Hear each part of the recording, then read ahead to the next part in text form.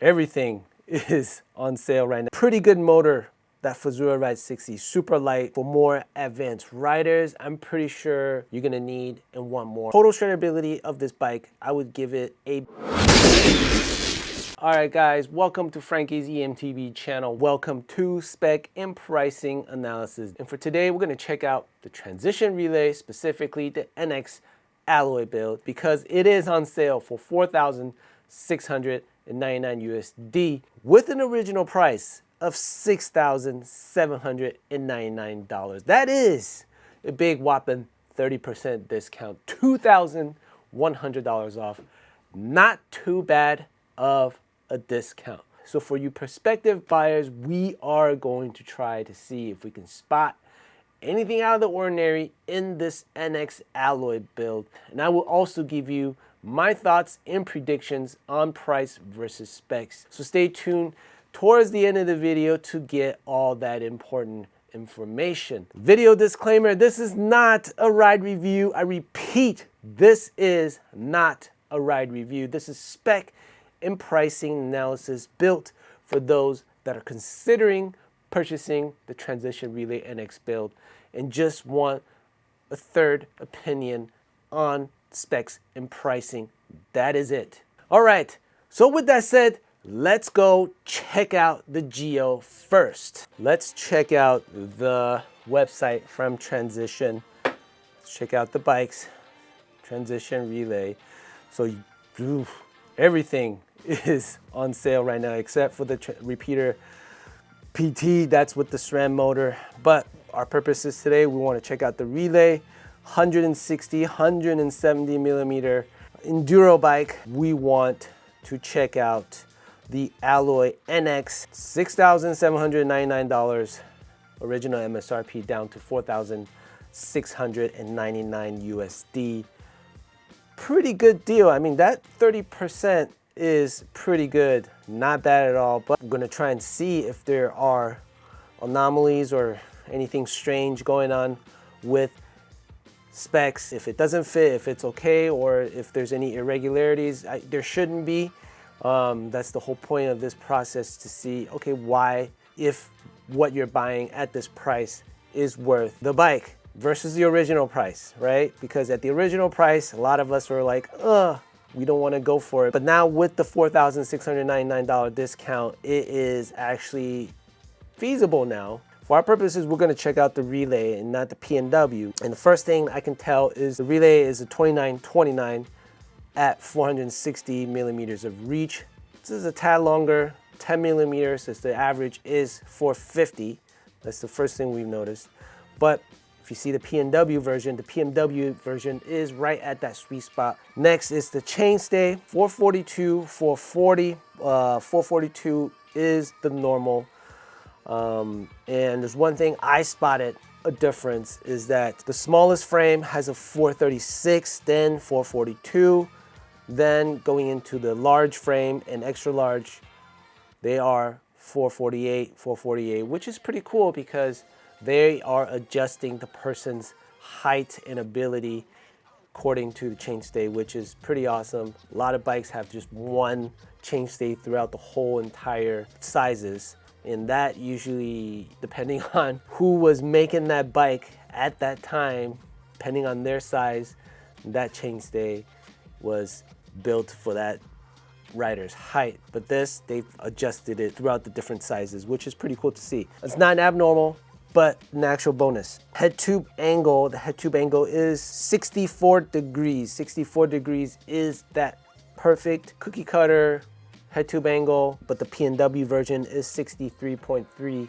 So if you're living in a place where there's a lot of steep stuff, you might want that 63.3. We are here for the relay, so that 64 is perfect. Next is the wheelbase, 1244, right there, 1244, 1247, 1244, 1247 for 160 millimeter travel bike is also within the range of normality. So it is normal. Over the years, there's always like a revolution. Now it's kind of moving back into, being less slack and more maneuverable and, a better overall ride rather than something more specific. which this bike right now, everything hits that normal spec. SoCal riders, need your bike worked on? Message CJ at Faust Tuning Works on Instagram _inside FTW for an appointment. He's been rebuilding and tuning bikes for over a decade now. Hands down the best mechanic I know. Book an appointment with him and let him know Frankie sent you, and you'll get $50 off your first service. All right, so moving into the components. So for the relay, we're checking out, of course, it's an aluminum frame. Fazura Ride 60, pretty good motor, that Fazura Ride 60, super light. 430 watt hour is a good amount to have. Rear shock, Fox Floatex Performance right there. The Floatex isn't bad. I would give that a B. It is okay for the price. For advanced riders, you're definitely going to want to upgrade. And you can upgrade the shock with that little dial to get the compression up. And that does change the characteristics of that shocks once you can tune the compression. Looking at the fork, the Marzocchi Z1 Air. Not a bad fork for this discounted $4,000 price, because this is like the same as the Fox 36 Rhythm.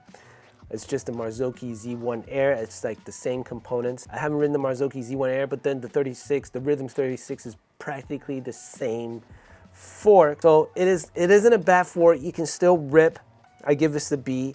It's okay for the discount, and for more advanced riders, I'm pretty sure you're gonna need and want more out of your fork. And then there's a couple ways that you can upgrade this fork, either changing it to a coil or upgrading to the Grip 2 dampers or the Grip X. I've read that you can upgrade the Grip X, but for those that really do know, that can confirm, please comment down below that can you swap the Grip X dampers onto the Marzocchi Z1 Air. Next is the stem. Stem is not too bad. The stem and the cockpit handlebar are both race face.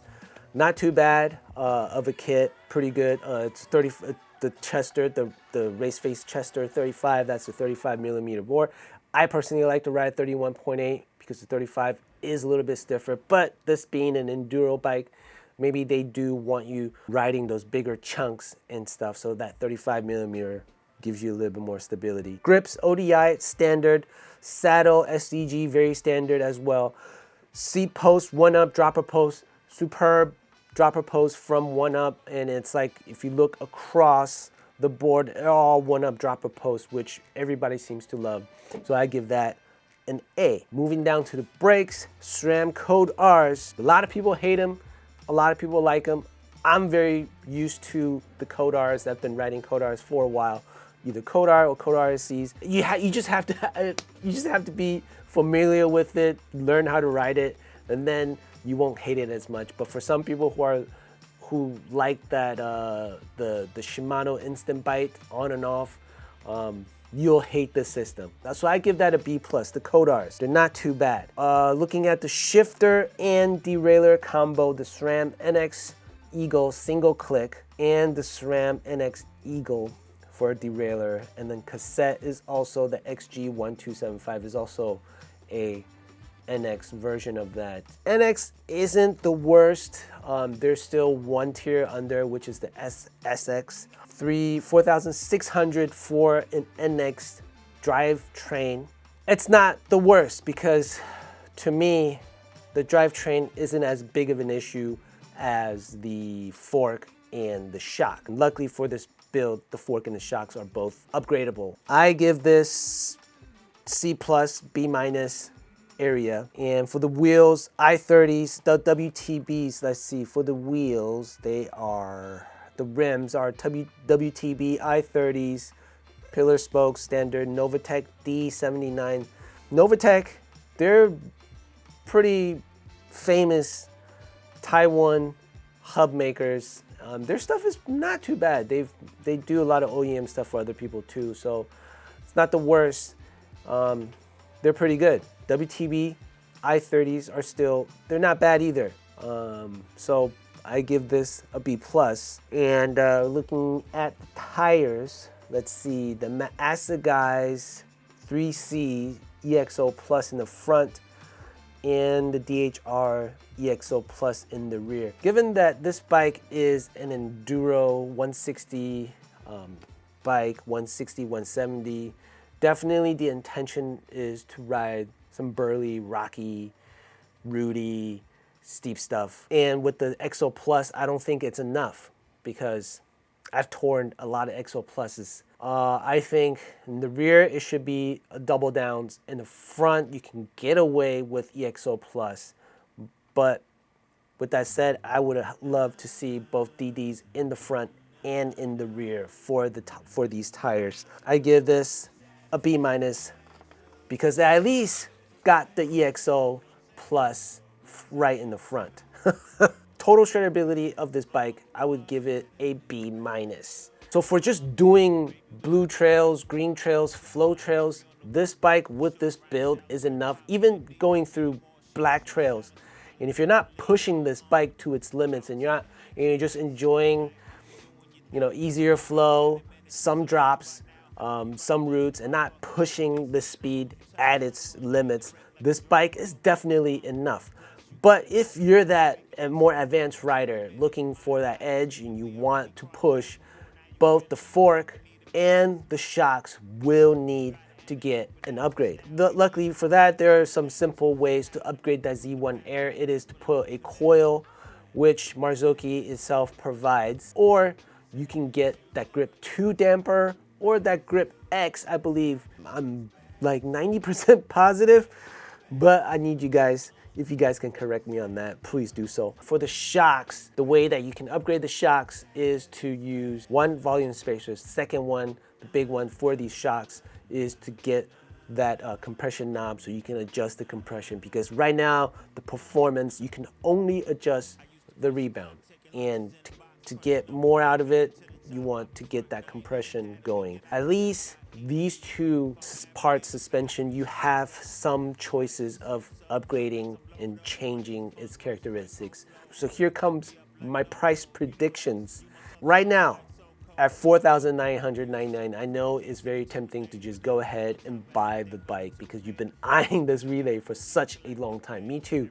When I first saw it at $6,000 something, I was like, oh man, I don't know if I can go for that. Buy a base tier, very base tier bike at $6,799 with these base tier. My prediction for this Black Friday, very possible we may see this build down to $4,400 by the end of this year. And possibly into January and February of 2025, we may see this bike priced for $4,200 to $4,000. So that is my prediction. All right, that's just a prediction. I'm not saying it's going to go in that direction, but I'm just saying, by the way the industry is looking, I think this bike could be at around $4,200 in January and February of 2025, when things are the slowest. If I were to pick this bike up, definitely I would go with a change in the handlebar, stems, grip, and pedals. Those are,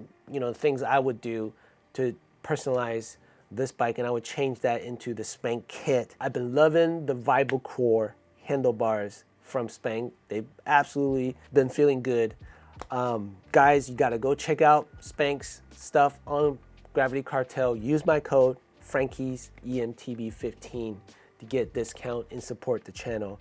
Second thing I would do is, after I know what is not enough for me, either the fork or the suspension, I would try to upgrade the fork and suspension. And of course, if you go to the DVO website right now, you'll find big discount on the single crown fork, last year's model single crown fork. You can find that for like $500. That's insane price. And you can also pick up the DVO Topaz Gen 3 for a very good price. Some really good stuff coming out from DVO. I highly recommend them. We all want to save money, so buying the latest Fox and RockShox stuff is expensive. It's not cheap. That is all my recommendations. That is all for today's spec and pricing analysis. Used a little different format. I wanted to pick up the pace on this type of video and not waste too much time in talking about spec and pricing analysis. This is just to give you guys an idea what you guys should look for when you're looking to buy a eMTB, because there's so many on sale right now. We just want to talk about what these specs, what to do. That is it. Use my affiliate links in my video's description to purchase your eMTB. Any purchases with my affiliate links, whether it's through Jenson, USA, Competitive Cyclist, Worldwide Cyclery, will help this channel out directly. All the info is in this video's description. You can also join me on Patreon. It's only $3 a month. There is a group chat going. You can get direct chat with me, just talk e-bikes, talk about the state of the bike industry, plan group rides, anything you guys want to talk about with e-bikes. You can talk to me directly through my Patreon, $3 a month. Support me there. With that said, don't forget to hit that like and subscribe. See you on the next one. As always, stay electric. Peace.